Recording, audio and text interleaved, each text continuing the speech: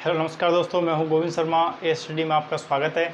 जैसे कि हमने आपकी रिक्वायरमेंट पे स्टील स्ट्रक्चर स्टार्ट कर दी थी, उसके अंदर कॉलम बेस का डिज़ाइन हमने शुरू कर दिया था। और कॉलम बेस के अंदर हमने क्या किया, स्लैब बेस का डिज़ाइन कल किया था। तो स्लैब बेस का डिज़ाइन करने के बाद मैंने आपको वहाँ पर प्लेट स्लैब बेस के डिज़ाइन का पूरी प्रोसेस बता दी थी। फिर भी मैंने कहा था अगर कई बार बाई चांस, वैसे तो मैक्सिमम केसेस में सवाल वहीं तक पूछता है, क्योंकि यह 6 या 5 नंबर का क्वेश्चन पूछ जाता है। वो सिर्फ बेसिक सी के बेस प्लेट की थिकनेस बताइए। हो सकता है कई बार आपसे सिर्फ थिकनेस ही पूछ ले, तो थिकनेस तक तो वहाँ भी अपन थिकनेस तक गए तो प्लेट तो अपन एरिया निकालना पड़ा। तो सारा सिस्टम में थिकनेस पूछ लेगा तब भी वहाँ तक जाना पड़ेगा, एरिया पूछ लेगा तब भी वहाँ तक पहुँचना पड़ेगा, और डिज़ाइन पूछना पड़ेगा तब भी वहाँ तक। अब कई बार क्या होता है, वो बीटेक में या डिप्लोमा में ही कई बार जब क्वेश्चन को थोड़ा टफ करना होता है तो क्वेश्चन के स्टेप को थोड़ा बढ़ा देता है। वो कहता है कि क्वेश्चन को वेल्ड से, स्लैब बेस को वेल्ड से डिज़ाइन किया गया है या बोल्ट से डिज़ाइन किया गया है। तो उसी केस को मैंने आगे बताया था कि जब वेल्ड से डिज़ाइन दे दे तो उसी क्वेश्चन के डाटा को लेते हुए मैंने अगला स्टेप उसी स्टेप को बताया है, ताकि अपन आज तो देखो गसट बेस डिज़ाइन करेंगे। इसलिए मैंने क्या किया है कि आपको उतारूंगा करूँगा तो उसमें थोड़ा समय ख़राब होगा, ज़्यादा लेंथी वीडियो हो जाएगा। और जितना लेंथी वीडियो होता है उतना क्या होता है, आदमी बोर होता है। तो मैं आपको बोर नहीं होने की, इसलिए क्या, मैंने जो छोटा सा हिस्सा था उसको मैंने सीधा लिख दिया है। आपको थोड़ा सा बता दूंगा मैं उसी पिछले वाले क्वेश्चन में आप उस वीडियो को ऐड कर लेना, इस क्वेश्चन को। बस वहीं फिर एकदम पूरा स्लैब बेस का डिज़ाइन एकदम कंप्लीट हो जाएगा, चाहे बीटेक में हो चाहे डिप्लोमा हो। फिर आप कहीं भी नहीं अड़ोगे। फिर अपन गसट बेस का, कॉलम बेस में 2 ही डिज़ाइन बताए थे मैंने आपको, या तो स्लैब बेस का डिज़ाइन है या गसट बेस का डिज़ाइन है। ठीक है, तो स्लैब बेस का डिज़ाइन कल हमने कर लिया था, और आई होप कि तो आपको वहाँ पर कहीं भी परेशानी नहीं आ रही होगी अगर आप अपनी बुक के क्वेश्चन निकाल रहे होंगे। तो अब कल मैंने उसके बाद कहा था कि आपको जब बीरिंग कंडीशन में, अगला स्टेप बता रहा हूँ पिछले वाले क्वेश्चन का, कॉलम बेस का जो हमारा पिछला लेक्चर था उसके बाद, कि जब बीरिंग कंडीशन में कॉलम एंड और बेस प्लेट को मशीन द्वारा नहीं जुड़े जाते हैं, मतलब मशीन द्वारा नहीं जुड़े गए हैं, वो मशीन के द्वारा वेल्ड नहीं किए गए मशीन, तो हम क्या करते हैं, तो मशीन से जुड़ जाएँ। मशीन के द्वारा नहीं जुड़े हुए हैं तो हम उन्हें किसके द्वारा, वेल्डिंग के द्वारा जोड़ते हैं। किसके द्वारा, वेल्डिंग के द्वारा जोड़ते हैं। वही बात बताई थी मैंने। वो कह देगा मशीन, बस यही चीज़ लाइन लिख देगा क्वेश्चन के अंदर कि इसके द्वारा नहीं जोड़े गए हैं, तो वेल्डिंग के द्वारा जोड़े गए हैं या बोल्ट के द्वारा। तब क्या उस कंडीशन में क्या करना है, तो वेल्डिंग के द्वारा उनको जोड़ा जाता है। ठीक है, जब बीरिंग कंडीशन के अंदर कॉलम एंड बेस प्लेट को मशीन के द्वारा नहीं जोड़े जाते हैं तो कॉलम द्वारा बेस प्लेट को किसके द्वारा, वेल्डिंग के द्वारा जोड़ा जाता है। तो अपन क्या करें, अब जब वेल्डिंग करनी पड़ेगी तो वेल्डिंग कहाँ करनी पड़ेगी, सबसे पहले हमें वेल्डिंग की आवश्यक लेंथ चाहिए कि वेल्डिंग कितने पे करनी पड़ेगी। तो हमने कहा चलो ठीक है, टोटल लेंथ ऑफ वेल्डिंग निकालनी पड़ेगी। तो टोटल लेंथ ऑफ वेल्डिंग निकालनी पड़ेगी, तो फिर ये फार्मूला, वेल्डिंग का फार्मूला निकल के आएगा। अब सर ये फार्मूला याद करना पड़ेगा क्या हमें, अब ये फार्मूला है कि आपको याद करना, देखो रटोगे तो भूलोगे, नहीं रटो समझोगे तो नहीं भूलोगे। अब ये आई सेक्शन को अपने माइंड में डायग्राम बना लीजिए, आई सेक्शन का, यहाँ मैं बना रहा हूँ थोड़ा सा लिखा हुआ है, ये आई सेक्शन का डायग्राम बना लीजिए अपने माइंड में भी, अपने कॉपी पे बना लो इसको फॉर्मूले को समझने के लिए। अब इसने क्या लिखा है कि पूरे जब वेल्डिंग होएगी तो कहाँ से, यहाँ से लेके यहाँ तक लेके पूरे पे वेल्ड होएगी कि नहीं होएगी, पूरे वेल्डिंग होगी। तो उसके लिए वेल्डिंग की लेंथ निकालनी है। तो इसको क्या बोलते हो आप, फ्लैंज, इसको भी फ्लैंज, इसको क्या बोलते हैं, वेब। तो इन दोनों फ्लैंजों पे होएगी कि नहीं होएगी, आउटसाइड फ्लैंज होएगी ना, तो क्या होएगी, तो 2 into flange, width of flange. तो मतलब दोनों फ्लैंज पे हमने क्या कर दी, ये वेल्डिंग कर दी। देखो जो इधर है वो इधर है, तो 2 BF इतनी लेंथ मिल गई। फिर क्या लिखा है इसने, plus width of flange minus thickness of web. अब अंदर की साइड देखो फ्लैंज में, यहाँ भी अब ये पूरी लेंथ है विड्थ ऑफ फ्लैंज, ये पूरी लेंथ क्या है, विड्थ ऑफ फ्लैंज, और ये से बीच में क्या हट रही है सर, वेब की थिकनेस हट रही है। तो विड्थ ऑफ फ्लैंज में से मैं थिकनेस ऑफ वेब घटा दूंगा तो मेरे पास ये दोनों लेंथ ये वाली आ जाएगी, ये वाली, और जो इधर है वही इस साइड नहीं है क्या, वो इस साइड है। तो मैंने क्या किया, दुगना कर दिया किसका, width of flange minus thickness of web. चलो यहाँ तक कंप्लीट हो गया, इतनी लेंथ है। अब प्लस, अब मुझे क्या, पूरे सेक्शन की लेंथ कितनी है मेरे पास, h है, पूरी h है मेरे पास, 350 जो h है। अब h में से मेरे पास देखो ये एक तो थिकनेस ऑफ फ्लैंज और थिकनेस ऑफ फ्लैंज बीच में आ रही है। तो मैंने क्या करा, h में से 2 थिकनेस, h में से 2 थिकनेस ऑफ फ्लैंज मैंने क्या माइनस कर दिया, एक इधर की एक इधर की, 2 TF, 2 TF माइनस कर दिया h में से, और जो इधर है वो भी इस साइड भी इधर है, जो इस साइड है वो इस साइड है। थिकनेस ऑफ फ्लैंज मैंने कर दिया तो दुगना कर दिया, बस ये लेंथ आ गई। अब इस फॉर्मूले को याद थोड़ी करना सर, अगर हम पहले इस पोर्शन को लिख दें फिर इस पोर्शन लिख दें, इसको लिख दें, कहीं भी कैसे भी लिख दो, कहीं भी दिक्कत नहीं आएगी आपको। ये सिर्फ आपको देखना है कि आपको बस वही चीज़ बनानी है कि आपको इस पूरे पे ये लेंथ निकालनी है, यहाँ से लेके यहाँ तक। कहने का मतलब मेरा सब सिंपल से 2 शब्दों में बात यह है कि जब आप यहाँ से लेके यहाँ तक चलोगे, इस पोर्शन से लेके आपको यहाँ से चलना है। अब ये लेंथ निकालनी है आपको, कैसे निकालते हो आप, ये आपका तरीका है। ये पूरी लेंथ आप कैसे निकालते हो, मैं नहीं कहता मेरे इस फॉर्मूले से निकालो, आपके पास आपका दूसरा फॉर्मूला बना सकते हो इस लेंथ को निकालने के लिए, आप बनाइए, कोई गलत नहीं है। इस पे काम करते हो तो ये भी सही है, आप अपने तरीके, बस मुझे तो पूरी लेंथ निकलनी चाहिए कितनी है, मुझे आवश्यक वेल्ड की लेंथ कितनी चाहिए। क्लियर बात। अब यहाँ तक मेरी वेल्ड की लेंथ निकल गई। अब मैंने देखा तो मैंने डाटा पुट कर दिया 2 × 250 विड्थ ऑफ लेंथ जो भी डाटे में थी मेरे पिछले क्वेश्चन में, मैंने वैल्यू पुट कर दी, मेरी आई 1633.4 mm, 1633.4 mm आ गई। अब कुल एंड रिटर्नों की संख्या कितनी होती है आई सेक्शन में, 1 2 3 4 5 6 7 8 9 10 11 12, किनारों की संख्या कितनी होगी, एंड रिटर्न की संख्या कितनी होगी 12, तो ये तो होगी 12। अब मुझे इफेक्टिव लेंथ कितनी चाहिए होगी, इफेक्टिव लेंथ मतलब प्रॉबी लेंथ, क्या फॉर्मूला क्या होता है इसका, आपने overall length minus 2 × weld size, क्या होता है फॉर्मूला, आपने वेल्ड में इफेक्टिव लेंथ का फॉर्मूला क्या पढ़ा है वेल्ड कनेक्शन में, कि overall length minus 2 × weld size. तो ओवरऑल लेंथ कितनी आई है 1633.4 माइनस 2 × 8, 8 क्या है वेल्ड की साइज, 8 क्या है वेल्ड की साइज, 8 mm की वेल्ड ले रहे हो, इंटू 12 mm क्या है एंड की संख्या, इससे जुड़ा। तो आपको ये तो साइज ऑफ वेल्ड लिख रखा है मैंने, तो आपके पास इफेक्टिव लेंथ ऑफ वेल्ड कितनी आ गई 1441.4 mm, 1441 mm, ठीक है। तो ये साइज ऑफ वेल्ड था, ये थ्रॉट थिकनेस थी 0.78 × 8, 0.78 क्यों लेते हैं, ये वेल्ड कनेक्शन में आपने अच्छी तरह पढ़ा हुआ है, 5.6 mm। अब क्या निकालते हैं हम, स्ट्रेंथ ऑफ, हम निकालेंगे स्ट्रेंथ ऑफ वेल्ड फॉर पर mm लेंथ के लिए, कि वेल्ड की जो स्ट्रेंथ है पर mm लेंथ के लिए कितनी आ रही है।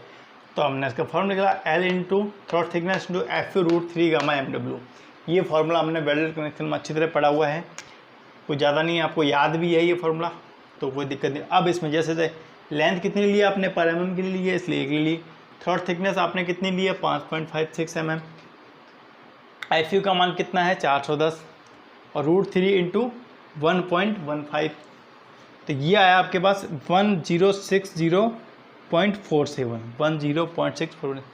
अब वेल्ड की आवश्यक लंबाई, जब आप बोल्ट की संख्या निकालते हो या वेल्ड की संख्या निकालते हो, बोल्ट की संख्या निकालने का फॉर्मूला क्या होता है आपके पास, लोड अपॉन में बोल्ट की वैल्यू, बोल्ट की वैल्यू का मतलब क्या होता है वोल्ट की स्ट्रेंथ, वोल्ट की स्ट्रेंथ कितनी है।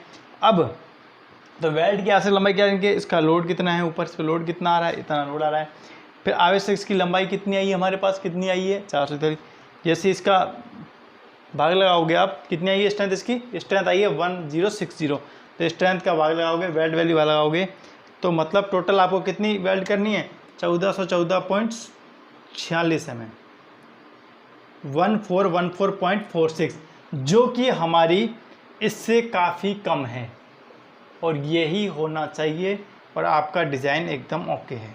बस ये चीज़ है, जितना रिक्वायरमेंट है उससे हमारे कम ही पड़ रही है, तो हमारा कम है तो बस ओके है। अब कई पर्सन कहते हैं सर हमारा आंसर नहीं मिलेगा इसमें मान लो मेरा 1400 आपने किया, 1450 आ गया, 60 आ गया, कोई बात नहीं आ गया, तो आपकी जो वेल्ड की आवश्यक लंबाई है वो कंडीशन या मैच करनी चाहिए। डिज़ाइन का मतलब ये नहीं होता है कि आप किसी को डिपेंड हो, डिज़ाइन का मतलब आप अपने अकॉर्डिंग डाटा ले रहे हो। मैंने अपने अकॉर्डिंग डाटा लिया, सारा जो भी डाटा ले रहे हो आप अपने अकॉर्डिंग ले रहे हो, कि अब वेल्ड की साइज़ 8 mm है, अब इसमें नहीं दी हुई है, आपने 6 mm ले ली, आपने 10 mm ले ली, वो आपके अकॉर्डिंग है डिज़ाइन। जब आपको डाटा नहीं दिया जाता है तो आपके अकॉर्डिंग डाटा लिया जाता है। अब आपने क्या करा, जब ये सब वेल्ड की साइज़ आ गई तो वेल्ड कर दो, तो फिर लास्ट में क्या करोगे आप, ये कल वाले सवाल की बात बता रहा हूँ, ठीक है ना। मैं अब क्या करोगे लास्ट में इसका डायग्राम बना दोगे, क्या कर दोगे इसका डायग्राम शो कर दोगे लास्ट में। ये आपका फिर 12 नंबर का क्वेश्चन बन जाएगा। जब कल तक जहाँ तक कराया था वहाँ तक वो 6 नंबर का पूछता है आपसे, 6 नंबर का या 5 नंबर का, ठीक है। और अब इसके बाद जब आपसे पूछेगा तो वो पूछेगा फिर आपसे 12 नंबर का। अगर इस चीज़ को ऐड करता है वो तो फिर वो पूछता है 12 नंबर का। तो इस चीज़ का विशेषकर ध्यान रखना। अब इसका क्या बना दो आप डायग्राम।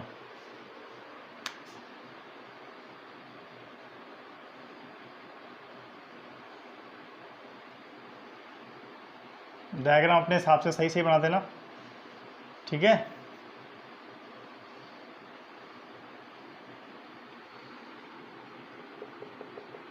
ये चारों तरफ इसके वेल्ड हो गई ना, ये वेल्ड कर दो इसके चारों तरफ।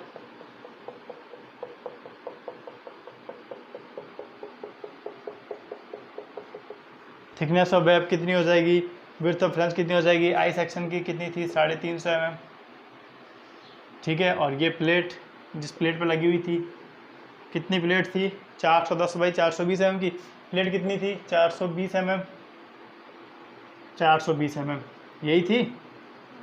ये लो बस, ये थिकनेस ऑफ लेंथ, ये विड्थ ऑफ लेंथ जितनी है आपकी उतनी लगा दो। ये thickness of length, thickness of web कितनी है उतनी लिख दो। ये डेप्थ ऑफ वेब DW, पूरी डेप्थ ऑफ वेब और क्या बोल, बस ये चीज़ें वैल्यू पुट कर दो इनके। कितने कितने मान है, थिकनेस ऑफ वेब के कितना था 10.1, विड्थ ऑफ लेंथ का मान कितना था वो देख लो, और इसकी पूरे की विड्थ कितनी थी सेक्शन की 250 mm। ये लो 250 mm तो भाई ये लो, ये सवाल हो गया आपका ख़त्म यहाँ पर। अब बताइए इस सवाल में और क्या था, ये सवाल ख़त्म हो चुका है। अब चलिए आपका स्लैब बेस का डिज़ाइन हो गया कंप्लीट। अब हम करेंगे गसेट बेस का डिज़ाइन। किसका, गसेट बेस का।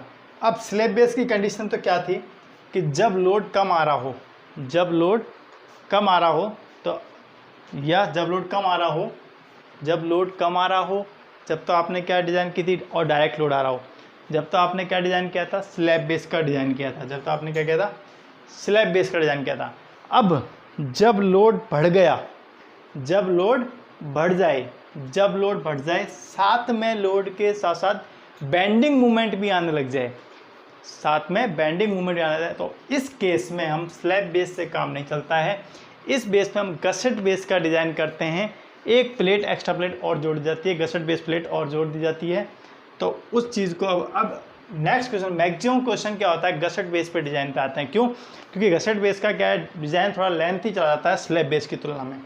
अब हम पहले आपके सामने गसेट बेस का डायग्राम आ जाएगा, उसको देख लेना, फिर अपन गसेट बेस को डिज़ाइन को शुरू करेंगे, ठीक है। गसेट बेस को डिज़ाइन को शुरू करते हैं। ये आपका स्लैब बेस कंप्लीट हो गया। स्लैब बेस के क्वेश्चनों को मिलाइए। अब गसेट बेस के क्वेश्चनों को देखते हैं। डिज़ाइन गसेट बेस का डायग्राम आएगा अभी, ठीक है। गसेट बेस का डायग्राम आ रहा है, उसको देख लेना। और चलिए अब अपन क्या करते हैं, अब अपन गसेट बेस का डिज़ाइन का क्वेश्चन लेते हैं, जो कि आपका आता है। क्वेश्चन लिखवा देता हूँ मैं आपको, पहले मैं आपको क्वेश्चन लिखवा देता हूँ, जिससे क्या होगा कि आपको दिक्कत नहीं आएगी। क्वेश्चन लिख लीजिए। पहले क्या है कि एक कॉलम है, इंग्लिश हिंदी दोनों में मिक्स लिखवा रहा हूँ, जिससे बीटेक वालों को भी दिक्कत नहीं आए और डिप्लोमा वालों को भी दिक्कत नहीं आए। ISHB 350 866.2 है एक कॉलम ISHB 350, जिस पर 1700 किलोन्यूटन का एक्सियल कंप्रेसिव लोड लग रहा है, तो बोल्टेड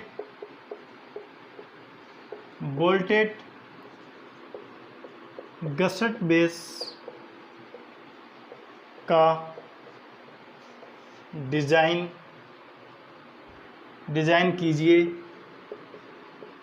कीजिए जब बोल्ट का डायमीटर, जब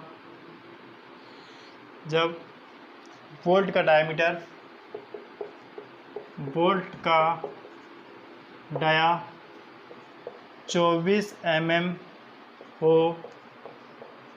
तथा 4.6 ग्रेड का बोल्ट हो, 4.6 ग्रेड का बोल्ट हो तथा M15 कंक्रीट तथा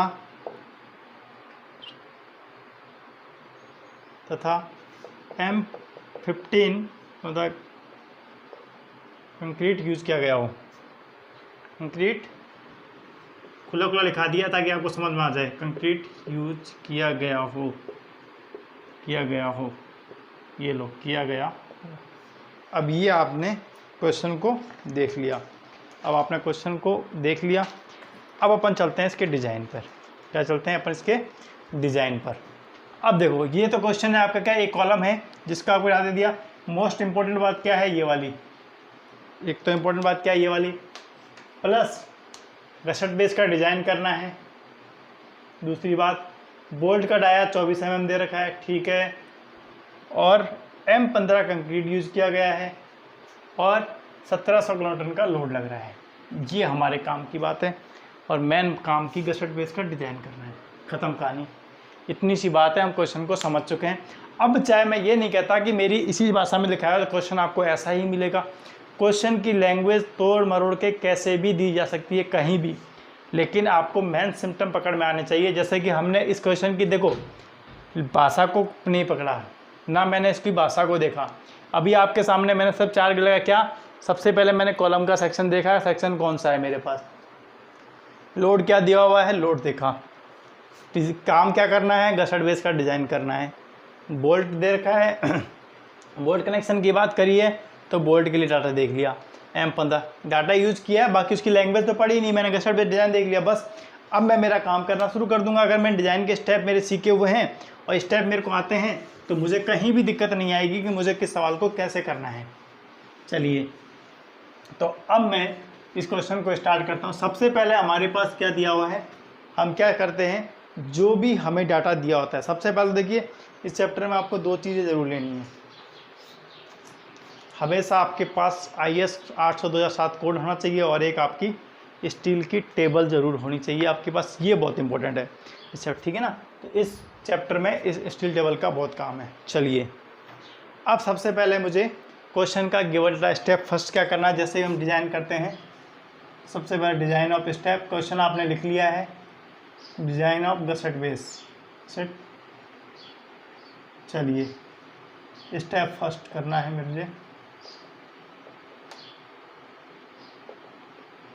गिवन डाटा दिया हुआ है।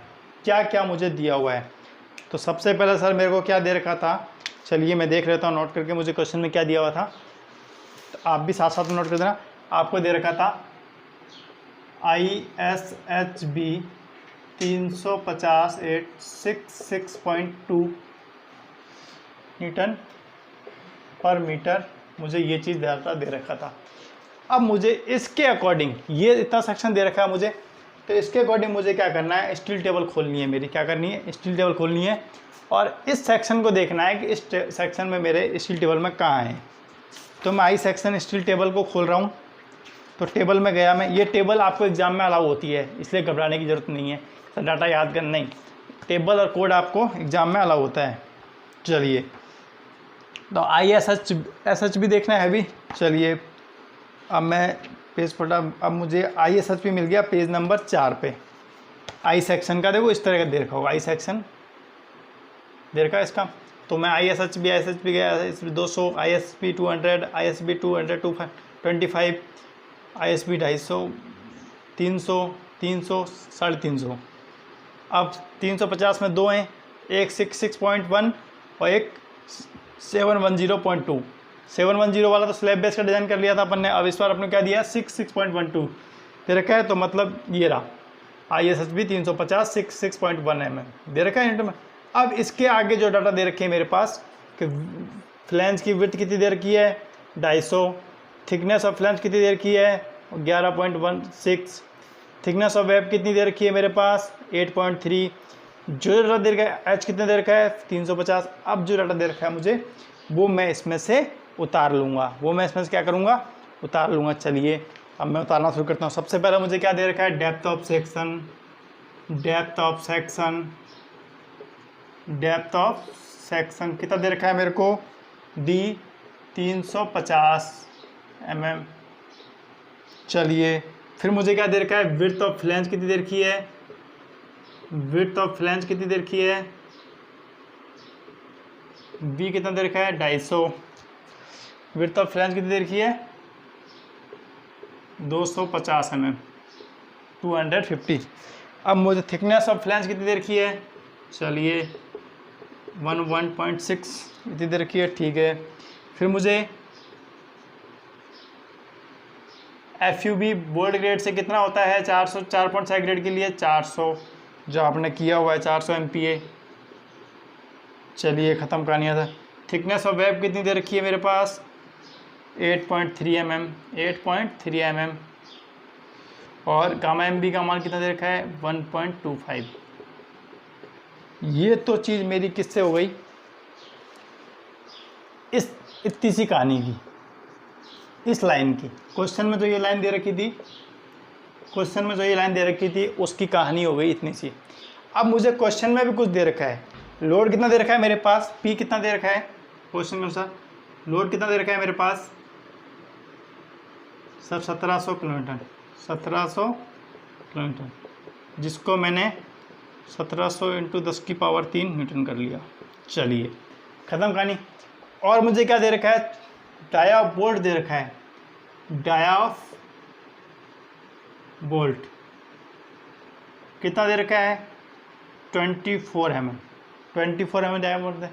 अब 24 डायमीटर बोल्ट के लिए मैं यहाँ पे ये चीज़ पहले ही क्यों उतार रहा हूँ, ताकि मैं बाद में जब करूँगा इसको तो मुझे दिक्कत नहीं, क्योंकि मैंने जो डाटा दिया हुआ है उसके अकॉर्डिंग आपको मैंने पहला स्टेप भी हमेशा बताया कि जो चीज़ें पहले दी हुई हैं उन सबको उतार लो, सबको कर लो, जिससे सवाल गलत होने के चांस बहुत कम हो जाते हैं पहले ही, क्योंकि अपने को पता नहीं होता, फिर अपन करते हैं सीधे अरे यार डाटा दिया हुआ है कि नहीं दिया हुआ, फिर अपन कन्फ्यूज होता है। इसलिए अपने पास पहले ही पेज पे अपना क्वेश्चन के अकॉर्डिंग सारा डाटा अपने सामने होगा, तो अपने से गलती होने के चांस बहुत कम हो जाएंगे। अब हमें डायामीटर ऑफ बोल्ट दे दिया 24 है, तो 24 mm डाया बोल्ट के लिए जब आपने मुझसे पढ़ा था स्ट्रेंथ ऑफ बोल्ट पढ़ी थी, जब मैंने वैल्यू ऑफ इसके लिए ANB का मान कितना होता है 24 mm डाया बोल्ट के। अब सर ये ANB क्या होता है, अगर आपने बोल्ट कनेक्शन पढ़ा है मेरे से तो कोई दिक्कत नहीं है कि मैंने या तो कहा था वहाँ पे भी बताया था ANB निकालने के लिए आपको, या तो उसको रट लो, या इसके लिए फॉर्मूला बताया था 0.78 × π/4 × d²। तो मैंने 0.78 स्ट्रेंथ देगा π/4 × d कितना है 24 का स्क्वायर, तो ये मेरे करीब करीब आएगा 352.86, जिसको मैंने 353 mm कर लिया। अब कई कहेंगे सर इस फॉर्मूले को याद नहीं करूँ, तो बुक में तो ये फार्मूला है ही नहीं, तो बुक में तो सीधे वैल्यू दे रखी है, बुक में तो सीधे वैल्यू दे रखी है। अगर आपको फार्मूला याद नहीं करना है तो आप सीधे वैल्यू भी याद कर सकते हो। 16 mm बोल्ट डाया के लिए आपकी वैल्यू है 157 mm स्क्वायर, ठीक है। और आपकी 20 mm के लिए है 245, और 22 के लिए है आपके पास 22 के mm के लिए है 303 mm स्क्वायर, और 24 के लिए है ये। या तो इनको याद करो 16, 20, 22 और 25 के लिए याद करो। और जहाँ तक जब इन वैल्यूओं को याद करोगे आप लोग इन वैल्यू रटोगे, कल को भूल भी जाओगे तो इससे बड़े एक फॉर्मूला याद करो ना 0.78 × π/4 × d का सीधा मान निकालो। ये तो सिर्फ आपके लिए सिंबल के लिए लिखा दिए मैंने, इनको तो लिखना चाहे मत लिखना, कोई ज़रूरी भी नहीं है नोट्स में, ठीक है ना। अब ये बात होगी। अब डाया ऑफ हॉल कितना होता है 24 mm बोल्ट के लिए, डाया ऑफ हॉल बोल्ट कितना होता है 0 से होता है, जब 16, 12, 14 से ऊपर हो जाता है और 24 तक बोल्ट कितना ऐड करते हो आप 2, तो डाया ऑफ बोल्ट प्लस में 2 mm, तो डाया ऑफ बोल्ट कितना है 24 + 2, डाया ऑफ हॉल कितना हो गया 26 mm। अगर वहीं रिवेट के कनेक्शन में होता, रिवेट के कनेक्शन में क्या था 0 से 25 mm तक कितना प्लस ऐड करते हो 1.5, और मोर देन 25 हो जाता है जब क्या यूज करते हो 2 mm प्लस करते हो, ठीक है ना। डाया ऑफ हॉल के लिए, डाया ऑफ हॉल के लिए। अब चलिए इतना चीज़ हो गई डाया ऑफ हॉल। अब एज डिस्टेंस ई निकालना है। ई क्या होता है 3 इंटू डी एच डायापोल। 3 कितना है ये रहा, डायापोल कितना है 26, तो ये कितना निकल जाएगा आपके पास 39 mm। अब क्या आ जाएगा आपका पिच। पी को यहाँ पे लोड से भी कराया और मैंने इसलिए यहाँ पे लिख रहा हूँ पिच, ठीक है ना। पिच क्या होती है और गेज डिस्टेंस क्या होती है पता है आपको, पिच बताई थी। लोड के पैरेलल बोल्ट के सेंटर से सेंटर के बीच की दूरी को क्या बोलते हो पिच, और लोड के परपेंडिकुलर बोल्ट के सेंटर से सेंटर की दूरी क्या बोलते हो गेज। तो पिच मिनिमम पिच के लिए फॉर्मूला क्या होता है 2.5 इंटू डी। 2.5 इंटू डी याद कराया हुआ है, नहीं तो याद कर लेना। डी कितना है 24, तो कितना हो जाएगा इसका 60। अगर सर ये याद नहीं हो तो कोई बात नहीं, वैसे तो मैक्सिमम कंडीशन में याद कर ही लोगे तो बेहतर रहेगा। अगर फिर भी भूल जाओ, गलती हो जाए, तो वहाँ पर पिच को 50 ले लेना, 50 से 60 के बीच में ले लेना, क्योंकि डिज़ाइन है, डिज़ाइन में गलती नहीं होगी। लेकिन फार्मूला मैक्सिमम तो फार्मूला याद ही करके रखो, ठीक है, वरना एज्यूम कर जाता है। मैक्सिमम क्वेश्चनों में इसको एज्यूम कर लेते हैं लोग 50 में। अब क्या करेंगे, ये तो हमारे पास दिया हुआ डाटा उतरा है। अभी तो स्टेप फर्स्ट कंप्लीट हुआ है डिज़ाइन का, कि इतना तो मसाला हमें दिया हुआ है इस क्वेश्चन के अंदर, ये मसाला तो हमारे पास है। अब एक पेज तो आपको उस मसाले से भर गया, याद क्या करना है, तो 1 पेज तो एक मसाले से हो गया आपका। तो इतना मैटर है अपने पास, अब कोई दिक्कत नहीं है। अब हमारे क्वेश्चन का प्रोसेस स्टार्ट करते हैं। बस कहीं भी दिक्कत नहीं आएगी गेस्टेड बेस में, डिज़ाइन में कहाँ दिक्कत आएगी, स्टेप बाय स्टेप चलेंगे, कैसा भी सवाल हो फिर आराम से करते जाओगे, ठीक है। अब चलिए, अब चलते हैं स्टेप 2 पे अपना।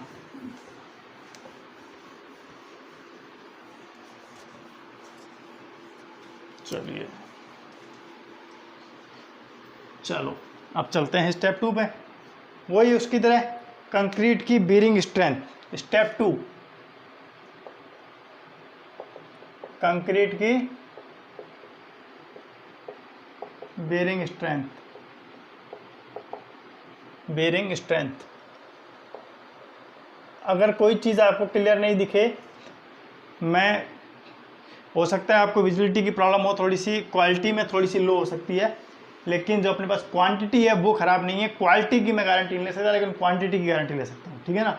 तो क्वालिटी पे ना जाके क्वांटिटी पे जाना प्लीज़, आपको मैटर अच्छा मिलेगा, आपका एग्ज़ाम अच्छे से निकल जाएगा, कहीं भी दिक्कत नहीं आएगी आपको, ठीक है।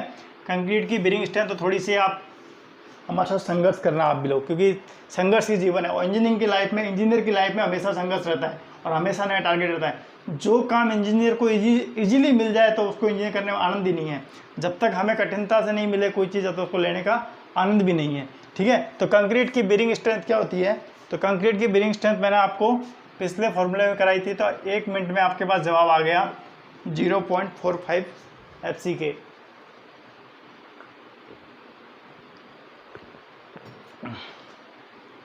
अब कई बोलेंगे सर बुक में 0.60 FCK भी दे रखा है, वो ये मिनिमम मैक्सिमम, तो हम हमेशा मिनिमम के लिए डिज़ाइन करते हैं, मैक्सिमम के लिए डिज़ाइन कभी भी नहीं करेंगे, ठीक है। अब चलिए, तो 0.4 FCK। FCK का मान कितना है क्वेश्चन में, कितना दे रखा है 15 दे रखा है मेरे हिसाब से, तो आपने देखा होगा। तो ये आपका आ गया 6.75 न्यूटन पर mm², ठीक है। ये आपका स्टेप आपका हो गया 2 कंप्लीट। अब चलता हूँ मैं स्टेप 3 की ओर। चलिए, सारे काम स्टेप बाय स्टेप होंगे, बस आपको स्टेप से स्टेप चलना है। अब यहाँ तक हो गई, डिज़ाइन क्या कर रहे हैं गसेट बेस का, डिज़ाइन क्या कर रहे हैं गसेट बेस का। तो हमें गसेट प्लेट को एज्यूम करना पड़ेगा, गसेट प्लेट को एज्यूम करना पड़ेगा। क्या करना पड़ेगा, एज्यूम करना पड़ेगा। अब कितना एज्यूम करोगे, आपकी इच्छा हो जितना एज्यूम कर लेना, आपकी इच्छा हो जितना, बस 16 mm से कम नहीं होनी चाहिए। इन बोल्टेड कनेक्शन, इन सुनना ध्यान से, 16 mm से कम नहीं होनी चाहिए इन बोल्टेड कनेक्शन। 16 mm से कम नहीं होनी चाहिए, मैक्सिमम 16 mm से ही ज़्यादा होनी चाहिए। और वेल्डिंग के कनेक्शन में, वेल्डिंग के केस में आप width of thickness of flange के बराबर ले सकते हो उसको। थिकनेस ऑफ फ्लैंज से कम नहीं होनी चाहिए, थिकनेस ऑफ फ्लैंज से कम नहीं होनी चाहिए, मतलब ज़्यादा ही होनी चाहिए उससे। किससे? थिकनेस ऑफ फ्लैंज से। किसके केस में? वेल्डिंग के केस में। जबकि बोल्टेड कनेक्शन के केस में 16 mm से कम नहीं होनी चाहिए। अभी क्वेश्चन क्या करा रहा हूँ मैं? बोल्टेड कनेक्शन का करा रहा हूँ, तो इसलिए बोल्टेड कनेक्शन की ही बात लिखूँगा। गसेट प्लेट की थिकनेस, गसेट प्लेट की थिकनेस एज्यूम करेंगे जिसकी थिकनेस 16 mm से कम नहीं होनी चाहिए। अब सर ये बात मैं भी एग्ज़ाम में लिखूं क्या, जो आप लिख रहे हो?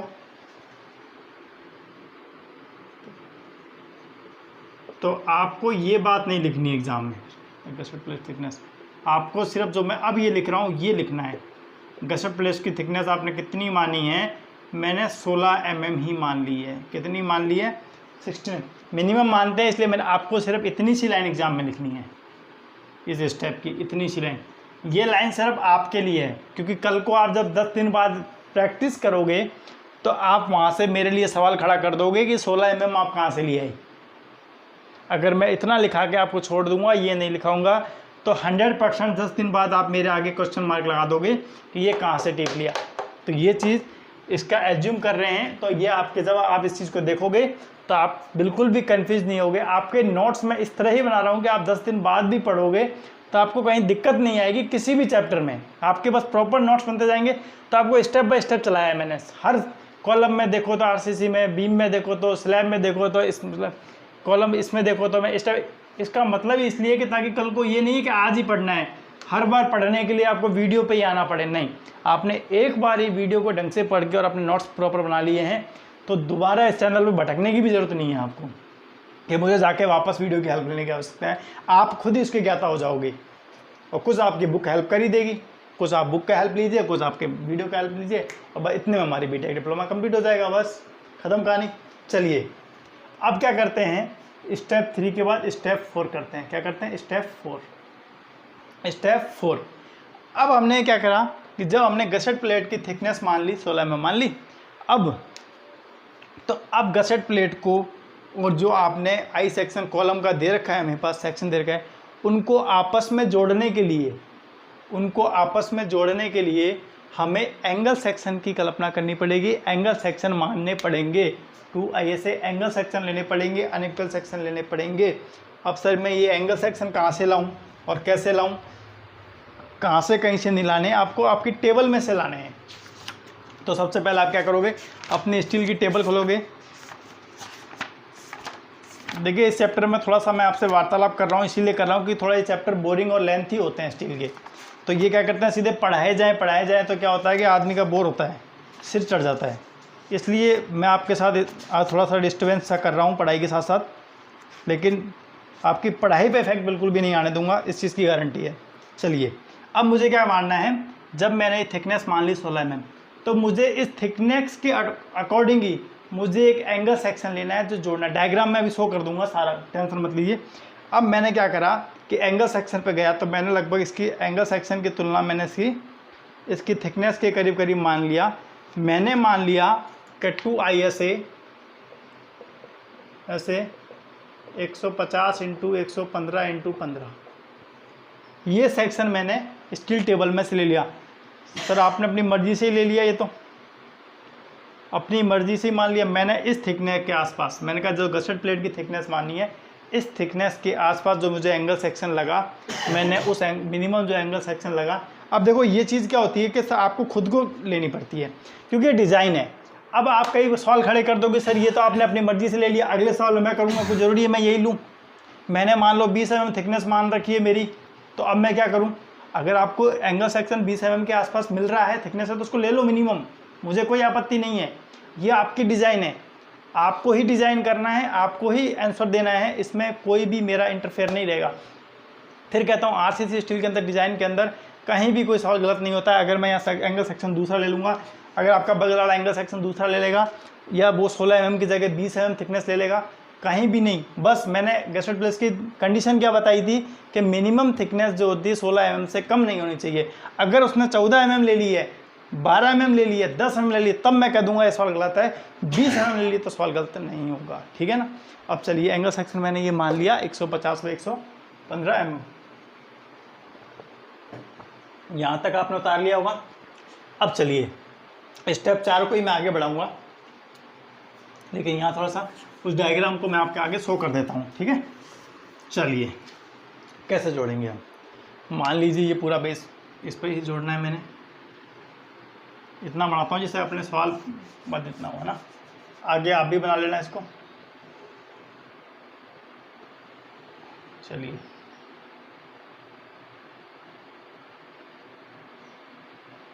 ये मेरा कोई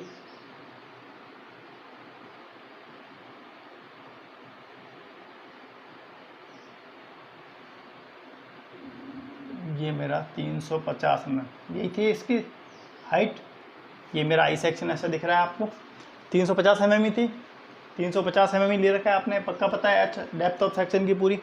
अब मैंने इस पर क्या लिया है, गसट प्लेट जोड़ी है, गसट प्लेट जोड़ी है। कितने mm की जोड़ी है भाई, 16 mm की। कितने mm की जोड़ी है, इधर भी जोड़ी है 16 mm की। 2 गसट प्लेट जोड़नी है, कितनी, 2। जब 2 गसट प्लेट जोड़नी है तो 2 आई सेक्शन भी, इसलिए मैंने 2 लिखा है। और मैंने एंगल सेक्शन लिया है, तो एंगल सेक्शन कहाँ जोड़ूंगा मैं, इसको बोल रहे हैं इस प्लेट को इसे जोड़ने के लिए। तो क्या करा, इन दोनों को प्लेट को इससे, इसको इससे कनेक्शन करने के लिए तो क्या करा मैंने, ये प्लेट लगा दी, गसट प्लेट लगा दी। अब गसट प्लेट को इससे जोड़ने के लिए मैंने क्या करा कि यहाँ पे बोल्ट लगा दूंगा। क्या कर दूंगा, यहाँ भी बोल्ट लग जाएंगे, यहाँ भी बोल्ट लग जाएंगे, यहाँ भी बोल्ट लग जाएंगे। ये लो, ये कहानी है, इस चीज़ का डिज़ाइन कर रहे हैं हम। ये आपकी थिकनेस कितनी है भाई, 16 mm। ये थिकनेस कितनी है आपकी, 16 mm। चलिए कहानी और चलते हैं आगे। ये एंगल सेक्शन आपने कितने का ले रखा है भाई, 150 बाई 115 इंटू 15। ये भी सेक्शन कितना है आपके पास, 150 बाई 15, 115। अब सर इसकी कहानी क्या है समझा दो। 150 तो क्या है ये हाइट, और 115 क्या है ये वाली डिस्टेंस, यहाँ तक ये वाली डिस्टेंस कितनी है, 115 mm। ये 16। अब आपसे कोई कहे कि इस पूरे की लंबाई बता दो, बेस थिकनेस की लंबाई निकालेंगे, और इसको क्या करेंगे, इनको लो बोल्टों से जोड़ दो। ये आपने बोल्टों से जोड़ दिया प्लेट के साथ, ये जोड़ दिया, ठीक है। ये आपने बोल्टों से जोड़ दिया, इसको क्या करा आपने, इसको एंगल सेक्शन को आपने बोल्टों से प्लेट से जोड़ दोगे ना, तो जब भी आपका काम ख़त्म हो जाएगा। और जोड़ दो, इधर भी जोड़ दो, इधर भी जोड़ दो, फिर जोड़ दो, और क्या करोगे, इधर भी जोड़ दो, इधर भी जोड़ दो, इधर भी जोड़ दो, इधर भी जोड़ दो।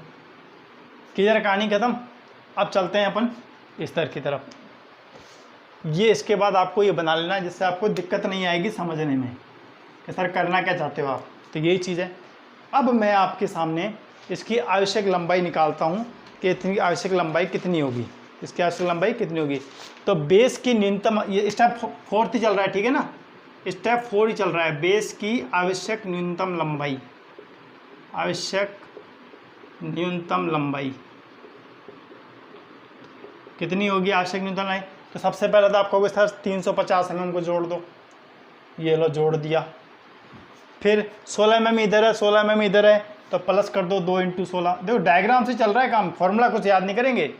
फिर सर 15 mm थिकनेस इसकी है, 15 mm इसकी है, वो ना करते हो सर 115 mm तो ये रहा, और 115 mm ये रहा, प्लस में 2 × 115।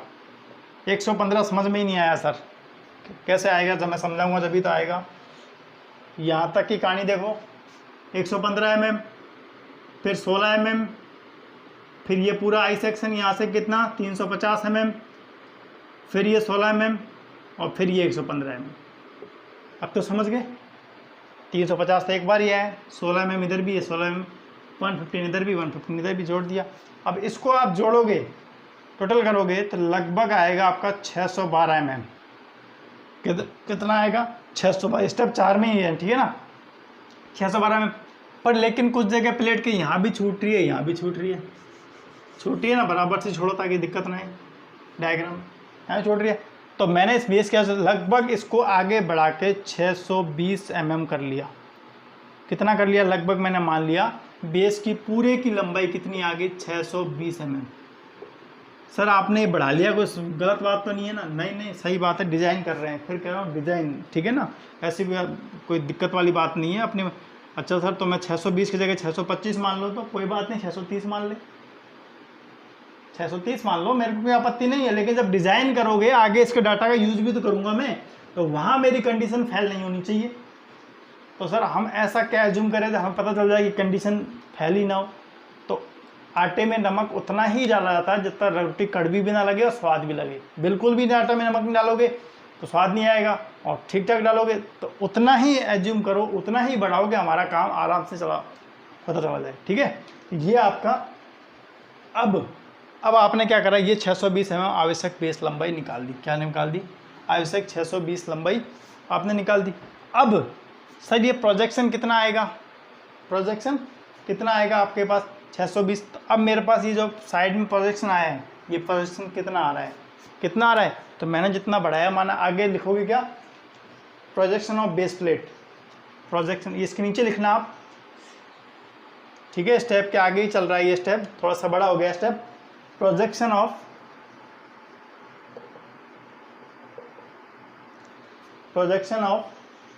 बेस प्लेट, और base plate by and flange. तो आपने कितना आया, आपने कितना माना है? 620 आया, कितना था? 612/2 कर दो, कितना आ गया? 4 mm। कितना आ गया आपका? ये आ गया 4 mm। कितना आ गया आपका? 4 mm। क्या आ जाएगा ये आपका? 4 mm। चलिए अब आगे चलते हैं अपन। ये कितना आ जाएगा आपका प्रोजेक्शन? 4 mm। कितना आ गया? 4 mm। क्लियर है बात? अब कोई दिक्कत? अब यहाँ तक तो कोई दिक्कत नहीं आएगी आपके पास। ये आपका प्रोजेक्शन आ गया 4 mm, 4 mm ही इधर हो जाएगा। ठीक है, ये आपका स्टेप हो गया 4 कंप्लीट। स्टेप 4 थोड़ा सा टफ था, इसलिए दोबारा समझा देता हूँ, एक बार दोबारा समझ लो पूरी कहानी को। स्टेप 4 में हमने क्या करा? एंगल सेक्शन को माना, जो हमारी गसट प्लेट की थिकनेस थी उसके अकॉर्डिंग लिया मैंने, 150/115 mm लिया। ठीक है, फिर आपको प्लेट से जोड़ना बता दिया कैसे कैसे जोड़ते हैं। फिर मैंने आवश्यक न्यूनतम लंबाई निकाल दी, 350, 115, 16/16, 612, 620 ले दिया। प्रोजेक्शन ऑफ बेस प्लेट, जो किनारों पे जो प्लेट है ये कितनी थिकनेस बची है वो मैं निकाल दी। स्टेप हो गया चौथा कंप्लीट। अब चलते हैं स्टेप 5 पे। अब चलते हैं स्टेप 5 पे। चलिए स्टेप 5 क्या है? Required area of base plate. Step 5, required area of base plate. Required area of base plate कितना होगा? वही कैसे निकालते थे आप? पहले कैसे निकाला था आपने? लोड अपॉन में बेरिंग स्ट्रेंथ निकाली थी क्या नहीं निकाली थी? पिछले स्लैब बेस्ड डिजाइन में लोड कितना है? 1700 × 10⁻3। बेरिंग स्ट्रेंथ कितनी आई थी आपकी? 6.75। तो एरिया कितना आ गया आपके पास? एरिया आपके पास आ गया 251.85 mm²। चलिए ये आपके पास एरिया आ गया, बस ख़त्म कीजिए इस कहानी को। अब बेस प्लेट की विड्थ कितनी हो जाएगी? बेस प्लेट की विड्थ, जो बेस प्लेट ले रहे हो, बेस प्लेट की विड्थ कितनी हो जाएगी? विड्थ निकालने के लिए क्या करोगे? लंबाई आपने निकाल ली है बेस प्लेट की लंबाई 620 mm निकाल ली। तो विड्थ निकालने क्या लगोगे? एरिया में लंबाई का भाग लगा दोगे। एरिया में लंबाई का भाग लगा दोगे। एरिया में लंबाई का भाग लगा दोगे। क्या करोगे? एरिया कितना आया है मेरे पास? 251.85 × 10⁻3। लेंथ कितनी है? 620। तो इसको सॉल्व करोगे तो मेरे पास ये आएगा 406 इसको मुझे समझाने की आवश्यकता नहीं है, इसलिए ये मैं समझ सर स्पीड से चल रहे हैं अब। तो 406 को मैंने कितना मान लिया? लगभग 410 mm मान लिया। कितना मान लिया? 410 mm मान लिया। इसमें ऐसी कोई कहानी नहीं थी स्लैब बेस वाली कहानी थी, जहाँ समझाने की आवश्यकता थी वहाँ मैंने धीरे समझाया, जहाँ मुझे लगता है मुझे स्पीड करनी चाहिए वहाँ मैंने स्पीड करी, ठीक है ना। लोड अपॉन बेरिंग स्ट्रेंथ 17 6.75, ये आपका 2.20 एरिया निकल गया। बेस प्लेट की विड्थ निकालनी थी, एरिया अपॉन लेंथ निकाल लिया आपने। फिर यहाँ से अब तो आपकी फिर कौन सी, सो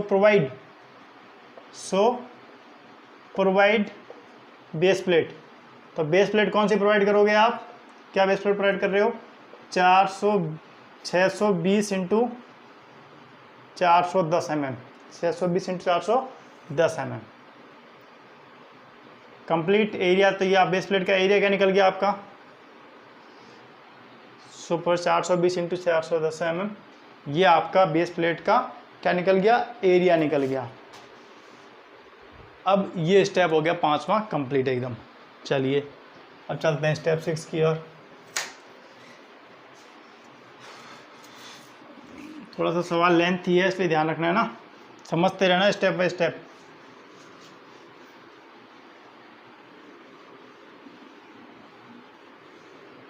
स्टेप बाय स्टेप समझते रहना। स्टेप 6, अब क्या करेंगे, स्टेप 5 आपने क्या निकाल लिया, दोनों का एरिया निकाल लिया। अब इस एरिया से निकाला है जो हमने, इसे बेरिंग प्रेशर निकाल चेक करेंगे कि इस एरिया जो हमने ले रहे हैं ये एरिया सही है या नहीं है, ये एरिया सही है या नहीं है। Bearing pressure of concrete, bearing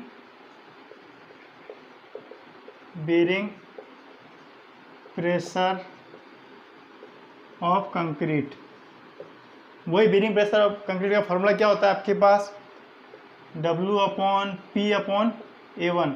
load कितना है 70.10⁻³ एरिया अपना है कौन सा, कितना है आपके पास 620 इंटू 410। इसको सॉल्व करोगे आंसर क्या आएगा आपके पास, बस आपको सॉल्व करना है 6.68, जो कि कम है किससे, हमारी बेरिंग स्ट्रेंथ से। अब समझे बात को कि सर मैं यहाँ पर अगर प्लेट को बढ़ा देता, 620 की जगह 330 ले लेता, 410 की जगह 430 ले लेता, तो बढ़ जाता एरिया, तो वैल्यू इससे कम ही रहती, तो भी मेरा सही रहता कि नहीं सही रहता, सही रहता। चलिए अब अपने 5 स्टेप तक कंप्लीट हो गए थे। छठा स्टेप अपना था बेरिंग प्रेशर ऑफ कंक्रीट। देखिए 5वें स्टेप के बाद मुझे सडनली किसी कारणवश जगह को चेंज करना पड़ा था, इसलिए छठा स्टेप कई दिन बाद बन रहा है, इसलिए आपके पास ये वीडियो बहुत लेट पहुंच रही है, उसके लिए सॉरी। क्या हुआ, किन कारणों से हुआ, वो अपन में बाद में कर देंगे, वो अभी मैटर नहीं करता है कि क्या किस रीज़न से चेंज किया है। मेन रीज़न आप तक वीडियो पहुंचना, आप तक लेक्चर पहुंचना, ठीक है, वो अपन बाद में बातें करते रहेंगे। पहले अपन 5वें स्टेप के बाद छठा स्टेप को कंप्लीट करते हैं, उसके बाद अपन बाकी की बातें करेंगे, बीच लेक्चर में डिस्टर्ब नहीं करेंगे क्योंकि आपका स्टेप चल रहा है। 5वें स्टेप के बाद आपने क्या निकाला, बेस प्लेट का एरिया निकाल लिया आपने। बेस प्लेट का एरिया क्या निकाला, 6 × 410 ये निकाल लिया। इस एरिया को मैंने बता दिया था। अब इस एरिया के अकॉर्डिंग भाई ये एरिया है उस लोड को ले पा रहा है कि नहीं ले पा रहा, इस एरिया की बेस प्लेट लगाई है। अब हमारा छठा स्टेप है बेरिंग प्रेशर। अब इस एरिया के अकॉर्डिंग उस प्रेशर कितना आएगा कंक्रीट पे, और कंक्रीट पे प्रेशर कैसे निकलता है, लोड अपॉन में एरिया, कि हमारे पास इतना तो लोड है और इतना एरिया है, तो उससे हम क्या निकाल लेंगे, बेरिंग प्रेशर। जैसे स्लैब बेस का डिज़ाइन था उसके जैसा ही है, बस थोड़ा सा क्या है कि इसमें स्टेप बढ़ गए हैं, उसको मैं डायरेक्शन बता दूंगा आपको। तो W बराबर क्या हो जाएगा आपका P/A1। तो लोड कितना है आपका 1700 इंटू 10⁻³ एरिया कितना है 6 × T × 410।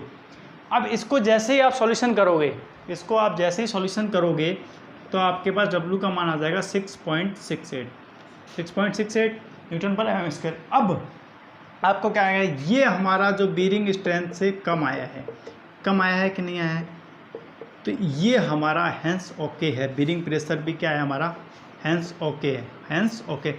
अगर ये बेरिंग प्रेशर ज़्यादा आता तो सर क्या करते, तो ज़्यादा आ जाता। ज़्यादा किस कंडीशन में आता, जब एरिया कम होता मतलब प्रेशर ज़्यादा रहा, प्रेशर ले पाए, क्योंकि अपन ज़्यादा एरिया होता है उतना ही अधिक प्रेशर ले पाता है। आप कहते हो किसी दलदल वाले स्थान पे अगर आप डूब रहे हो तो आप क्या कहते हो, दलदल खड़े होने की बजाय आप लेट जाओ, तो आपके डूबने की स्थिति कम हो जाए। क्यों, क्योंकि आपने सरफेस एरिया बढ़ा दिया।